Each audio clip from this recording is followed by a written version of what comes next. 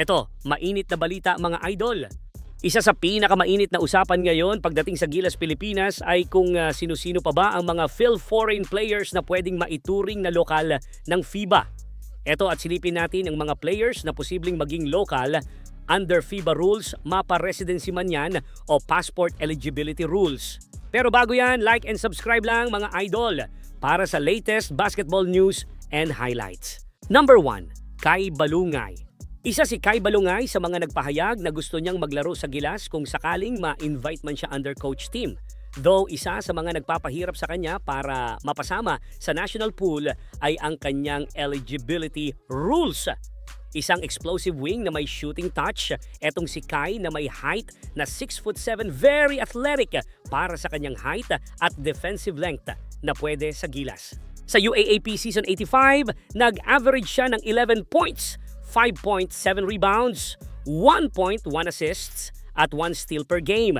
Pagdating sa FIBA eligibility, though may Filipino blood siya and he is a dual citizen, pero sa FIBA, hindi pa klaro kung maituturing siyang local. May mga reports kasi online na late na ata na discover ng SBP etong si Kai. At parang hindi ata siya agad nakakuha ng passport before 16 dahil kung nakakuha kasi siya before mag-16, he may be included sana sa FIBA under 16, under 18, and under 19.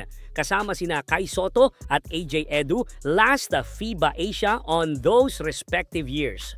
But report says na parang hindi niya priority ang Gilas that time. Kaya hindi siya nakasama sa mga edisyon ng Batang Gilas. Maybe a case of manyana habit again. But who knows, di ba mga idol? Number 2, Brandon Bates. Maraming fans ngayon ang napapatingin kay Brandon Bates bilang isa sa mga pwedeng maging malaking piraso ng Gilas Pilipinas lalo na sa depensa. Kilala siya bilang defensive anchor at shot blocker at maraming nagsasabi na ang hustle at rim protection niya ay bagay na bagay sa international stage. May taas na 6'8" si Bates ay naging haligi sa ilalim ng ring mula pa sa UAAP hanggang sa PBA. Sa kanyang UAAP career kasama ang LaSalle Green Archers, nag-average siya ng halos 8 rebounds per game. Nagpapakita ng consistency sa ilalim. Pero mas umangat ang pangalan niya sa pros, lalo na sa PBA Finals 2024. Kung saan gumawa siya ng ingay matapos kumolekta ng 13 rebounds at 6 blocks sa isang laro. Ang tanong ngayon, local ba siya sa FIBA? Bilang isang Phil-Australian na matagal nang nakabase sa Pilipinas, may malakas na kaso si Brandon pero nasa timing ng kanyang passport ang lahat. Kung nakuha niya ito bago mag 16 years old, automatic siyang local. Pwedeng may same case din to kay QMB mga idol at malakas din ang chance na maging local kung ilalakad agad ng mas maaga gaya ng sa kaso ni QMB na nag-hire pa ng private lawyer para asikasuhin ang appeal nito sa FIBA. Sana lang ay ma-validate agad ng SBP ang mga papeles ni Brandon Bates para kung sakaling kailanganin siya sa Gilas ay walang magiging problema sa FIBA.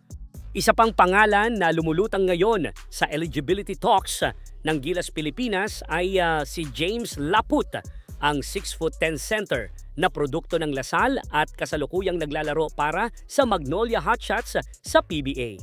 Kilala si Laput bilang isang legit big man na may taas at lakas na nabihira sa local pool. Bagamat limitado ang kanyang playing time sa pros, nagagawa pa rin niyang magbigay ng solid contribution sa ilalim, lalo na sa rebounding at interior defense. Sa Magnolia, madalas siyang gamitin bilang enforcer na kayang sumabay sa mas malalaking import sa paint.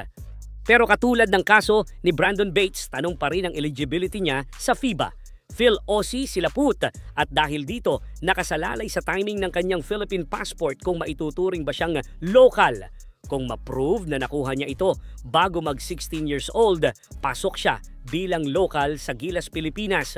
Pero kung late, syempre no chance na maging bahagi siya ng Gilas since he will be classified as naturalized player.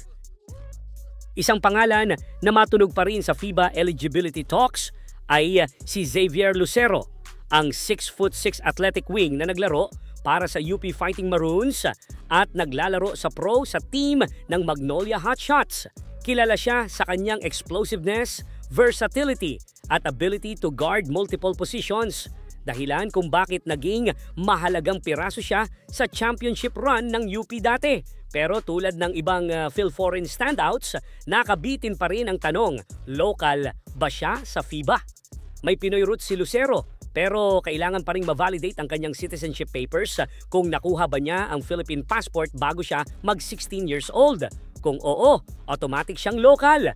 Pero sa ngayon, si Lucero ay nananatiling isa sa mga possible na maging local as per reports online dahil kailan lang ay napasama etong si Lucero sa mga additional players na gustong kunin ni Coach Tim para sa national team.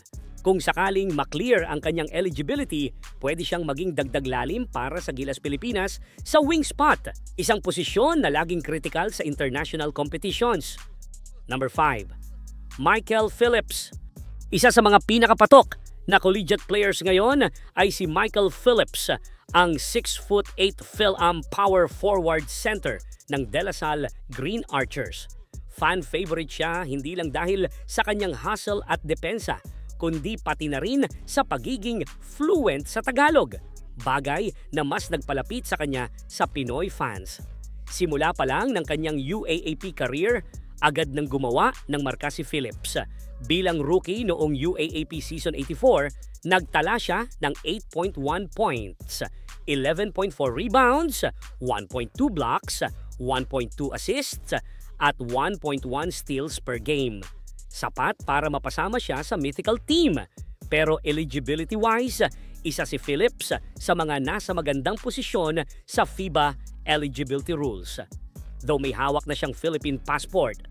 Pero may mga balita na after na niya mag-16, nakuha ang kanyang Philippine passport, kaya siya na-classified as naturalized player sa Gilas. Nakapaglaro man siya sa SEA Games dati pero as naturalized lang, pero may mga reports online na malakas ang tsansa nito na maging local dahil sa residency rules at posibleng mag-grant ang kanyang local status sa mga susunod na taon. Pero hanggang hindi naglalabas ng official clearance ang SBP at FIBA, mananatili pa rin siyang nasa kategoryang possible local. Kung magkataon, he will be a right fit sa Gilas dahil sa height nito na 6'8" tapos naglalaro pa siya as forward, that will be perfect 3 and 4 position sa Gilas Pilipinas.